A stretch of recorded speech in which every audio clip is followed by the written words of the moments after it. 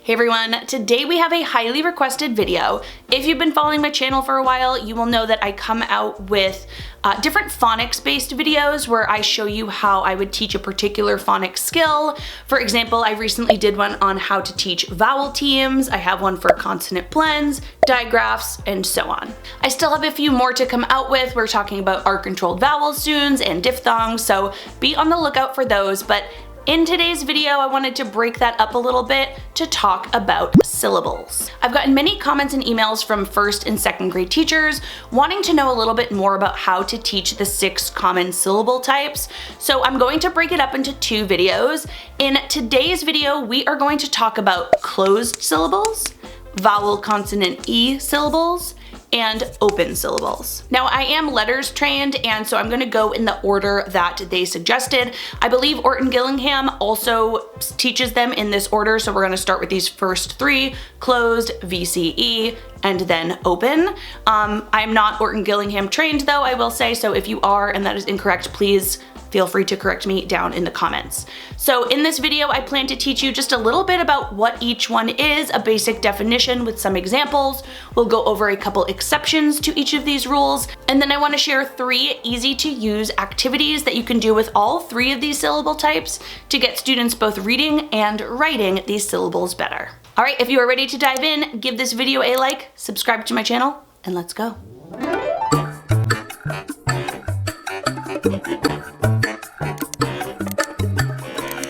Okay, the first syllable type we are going to talk about, and it's recommended for you to teach first, are closed syllables.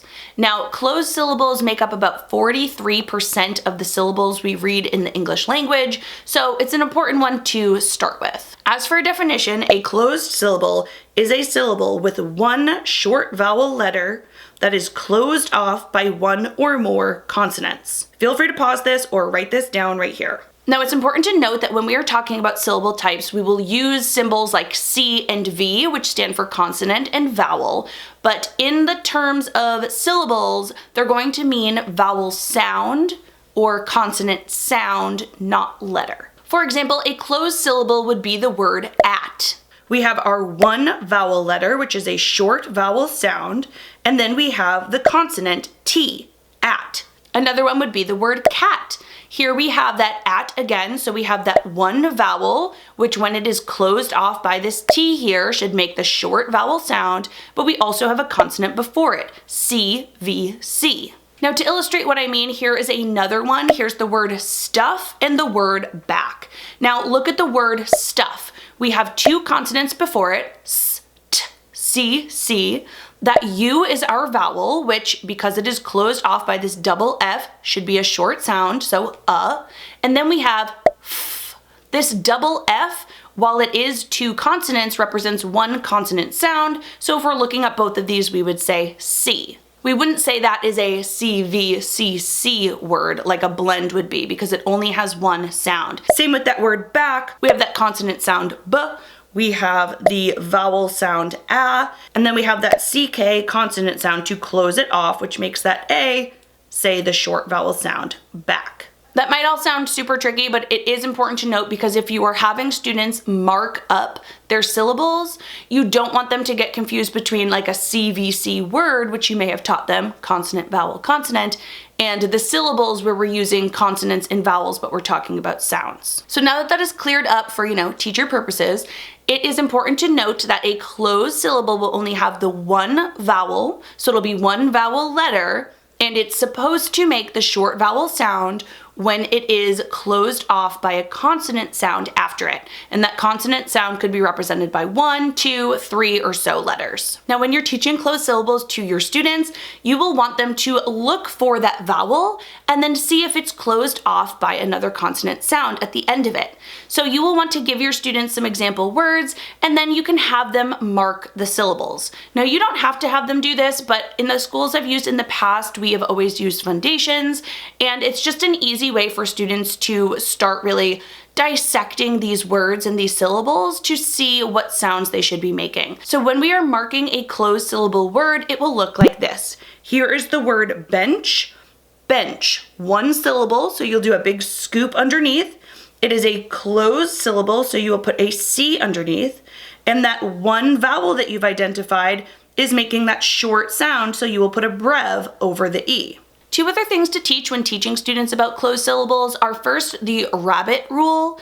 Now, I always called it the rabbit rule. There might be another name for it, I'm not sure. But the rabbit rule essentially talks about a 2-syllable word with that double consonant in the middle, like the word rabbit. Now, the rabbit rule is important because it's important for students to see that when they're breaking this into the 2 syllables, rabbit, they're actually going to break it down right in the middle of the 2 B's. So the 2 syllables are R-A-B and B-I-T. Both of those vowels say their short vowel sound. Now, I always think this is like a fun tidbit to teach my students because the reason that we actually split it between the middle, that word rabbit has 2 B's, just so those vowels say their short name, so they can follow that closed syllable rule. Because when you say the word rabbit aloud, show them that there's actually only 5 sounds. A, B, I, T. So that double B is not making 2 B sounds. It's not rabbit. That would be very difficult to say. Have them try it. It's fun.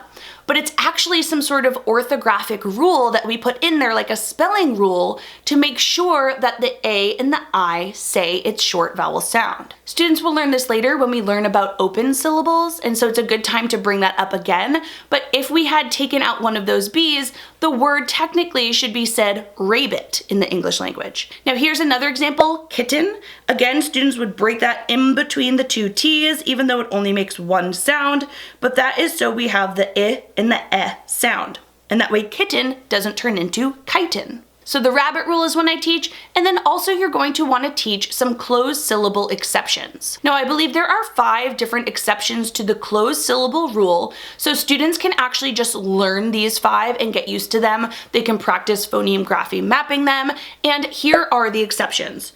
O-S-T, O-L-D, I-L-D, I-N-D, and O-L-T. Now, this is an exception because that one vowel letter, that O or that I, is closed off by some consonants after it, so it's supposed to make the short vowel sound. But it doesn't, it makes the long vowel sound. Here are some examples of words you'll want your students to practice with this rule. There's all sorts of words, but here's just a couple to get you started. We have find, host, child, fold, bind, colt. And students will actually mark those words slightly differently. They will notice it is a closed vowel exception. Here is how they do it in foundations. Here's the word cold. Here they will again scoop that 1 syllable, cold. They will write a C underneath it because it is closed off by those 2 consonants. They can see that. But then when they go to that O, they will recognize, wait a second, it is not a short vowel sound, it's a long vowel sound. So they'll draw the line over the O, and then they'll actually draw a slash through the C, just to represent that this is a closed syllable, but it is an exception.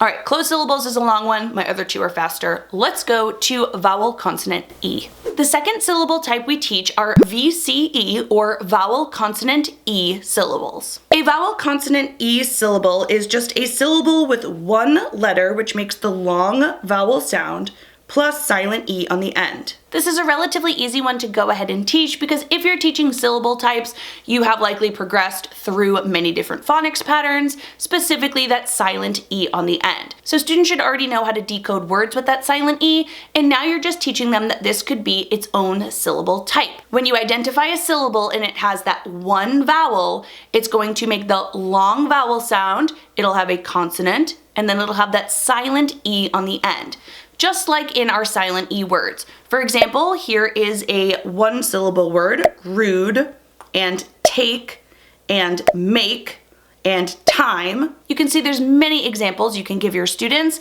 and in foundations, this is how we actually go ahead and mark this. Here you can see the word take. Again, that's 1 syllable, take, so we'll do that scoop underneath it. That A, the vowel sound there, is making a long A, so we'll draw the line over it. And it's not closed off by 2 consonants, it has that silent E on the end. So underneath we write V-E, take. What's nice about teaching the syllable type next is that we can make a bunch of 2-syllable words that combined closed syllables with this type of syllable. Here's some examples for you to get started. We have reptile, advice, inside, complete, invade. And then let's look closely at that word reptile for how we would go ahead and mark that. Reptile. Here we have our two syllables, so we're going to go ahead and scoop both those syllables, split down through the consonants. And then we have rep. That is a closed syllable because we have the E, it makes that short sound. We'll do the brev over it, and it's closed off by the P. And then we have tile. We have that long I sound, so we'll draw the line over that. Has the silent E on the end, so that is a V-E or vowel consonant E syllable. All right, and moving quickly on to our third syllable type for this video, we have the open syllable.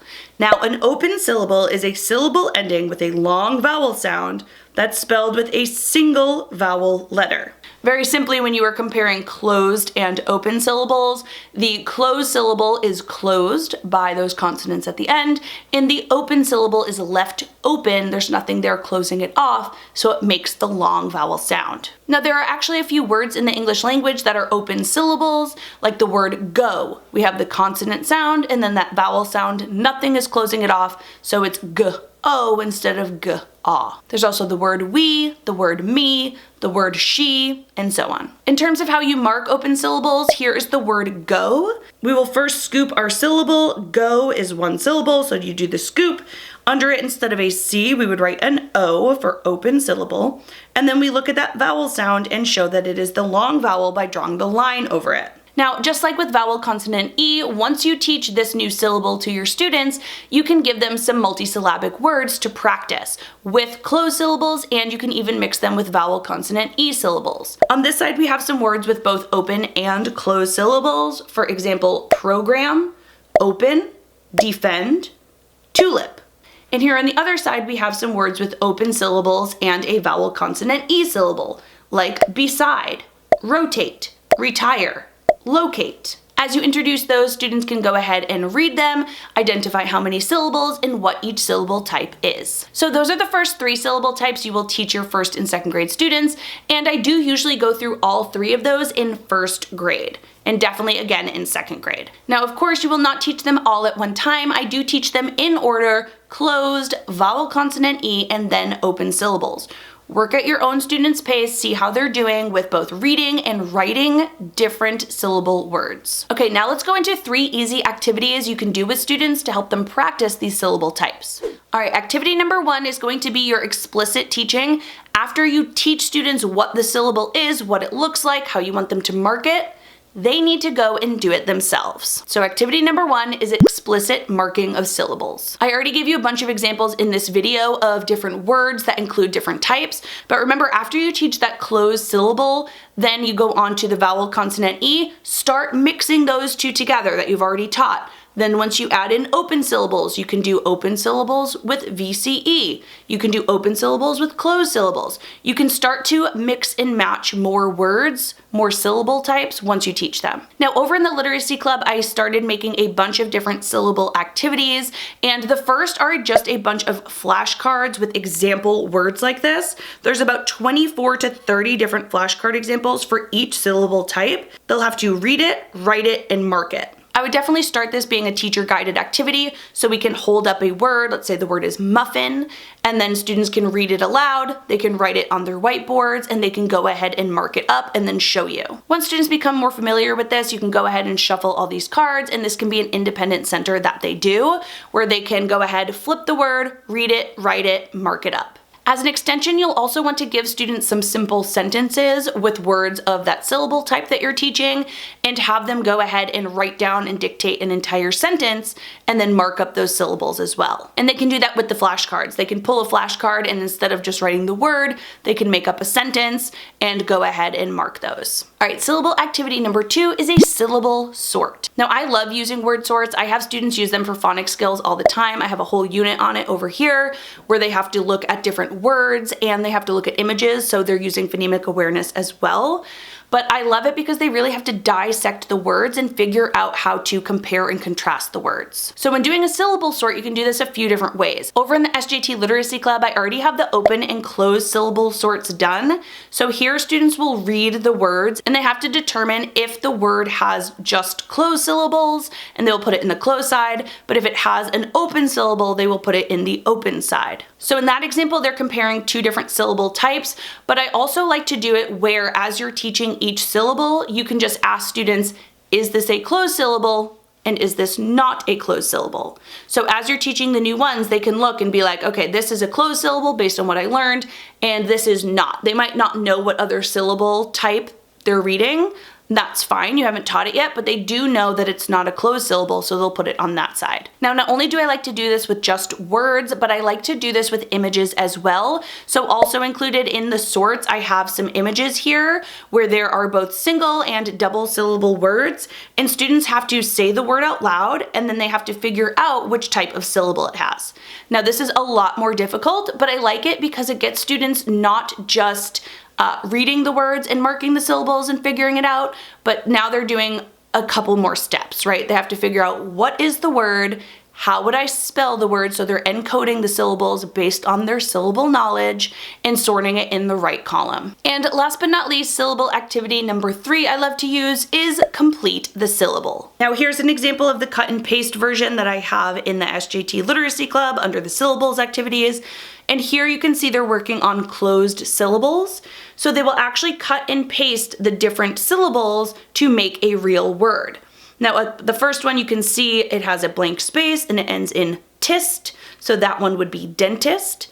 But I love this because they actually have to use their syllable knowledge to mix and match, and you'll hear nonsense words, and they have to figure out which one is the real word. Now, like I said, that is a cut and paste version that's in the Literacy Club, but you could totally do that type of activity by writing a bunch of word parts on the board, just like I had in that image. You could write a bunch of beginning closed syllables, because we're doing 2-syllable words here, and then a bunch of end ones, and students have to figure out which ones match up to make a real word. And again, you can do all 3 of those syllable activities with all of the syllable types you teach. Whew, so that one was a doozy. I do hope you enjoyed this video and you really understand now what a closed syllable is, what a vowel-consonant-e syllable is, and what an open syllable is, along with some examples on ways to teach this to your students. As always, if you did enjoy this video, please give it a thumbs up so I know. I will be making this second video with the other 3 most common syllable types, and I'll walk through the same process. I'll teach about what each one is,